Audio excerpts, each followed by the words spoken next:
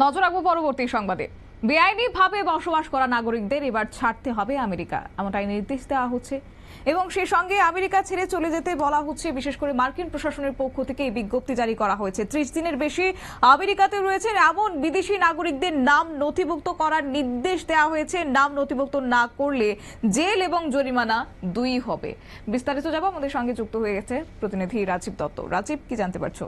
দেখো, প্রথমেই বলি যে আমেরিকান হোমল্যান্ড সিকিউরিটি তারা একটা বিজ্ঞপ্তি জারি করেছে যে যারা বেআইনি ভাবে আমেরিকাতে বসবাস করছে তারা যাতে দ্রুত যারা আমেরিকা ছেড়ে চলে যায় যেন।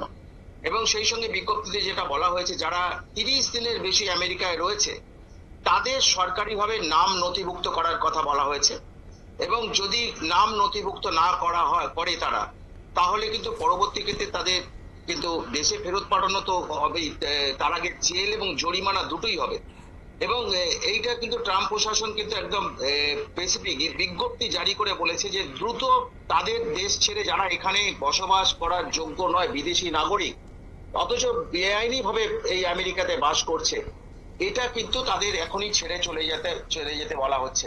এবং জানো, ট্রাম্প যখন দায়িত্ব নেন তারপরেই তিনি যে কাণ্ডগুলো ঘটিয়েছেন তার মধ্যে যে বহু বিদেশি নাগরিককে তাদের দেশে পাঠানো হয়েছে। আমাদের দেশেও কিন্তু বহু নাগরিককে পাঠানো হয়েছে, এবং পাঠানো হয়েছে মানে কি, হাতে পায়ে চেন বেঁধে শিকল বেঁধে পাঠানো হয়েছে। আমেরিকান সেনার বিমানে পাঠানো হয়েছে এবং সেই নিয়ে বিতর্ক তৈরি হয়েছে। আমাদের দেশের পার্লামেন্টে এই নিয়ে প্রশ্ন হয়েছে, মানবতা নিয়ে, যে যেভাবে চেন দিয়ে, তারা তো টেরোরিস্ট বা অন্য কিছু নয়, জঙ্গি নয়, তাদের এইভাবে বেআইনি ভাবে বাস করার অভিযোগ উঠেছে এবং তাদের এইভাবে শিকল দিয়ে বেঁধে নিয়ে আসা হচ্ছে। এটা কি ধরনের মানবিক মানে অমানবিক আচরণ, এটা নিয়ে প্রতিবাদ হয়েছে। কিন্তু ট্রাম্প কিন্তু কোনো কথাতে কর্ণপাত করেননি। তিনি তার যে সিদ্ধান্ত সেটাতে বজায় আছেন এবং আগামী দিনে যারা বাস করছেন, এখনো পর্যন্ত যারা বাস করছেন, যারা রয়েছেন, তাদের কিন্তু ছেড়ে চলে যেতে বলা হয়েছে। এবং যে না হলে যে পেনাল্টি, তাদের জরিমানা তাদের দিতে হবে প্রতিদিন $798, যা ভারতীয় টাকায় কিন্তু 82,000 টাকা করে জরিমানা দিতে হবে। এবং সেই সঙ্গে তবে যারা H1B ভিসা নিয়ে থাকছেন তাদের ক্ষেত্রে কোনো অসুবিধে নেই। এবং যারা কিন্তু মানে এছাড়া জরিমানার পরিমাণটা কিন্তু আরো বাড়বে। যারা মানে এরপরও আসছেন না, তারপরে ফিরে আসছেন না, তাদের যদি ধরা হয় তাহলে তাদের তো পরবর্তী ক্ষেত্রে তদন্ত হবে। সেক্ষেত্রে কখনো 1,000 টাকা থেকে 5,000 টাকা, $5,000 পর্যন্ত জরিমানার করা হবে। অর্থাৎ 86,000 থেকে 5 লক্ষ টাকা পর্যন্ত জরিমানা করা হবে।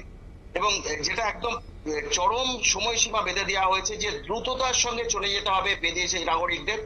এরপর আমেরিকান প্রশাসন আর কোন রকম সহযোগিতা করবে না। এবং যারা এখনো নাম নথিভুক্ত করছেন না, 30 দিনের বেশি আমেরিকায় রয়েছেন, তারা কিন্তু বিপদে পড়বেন।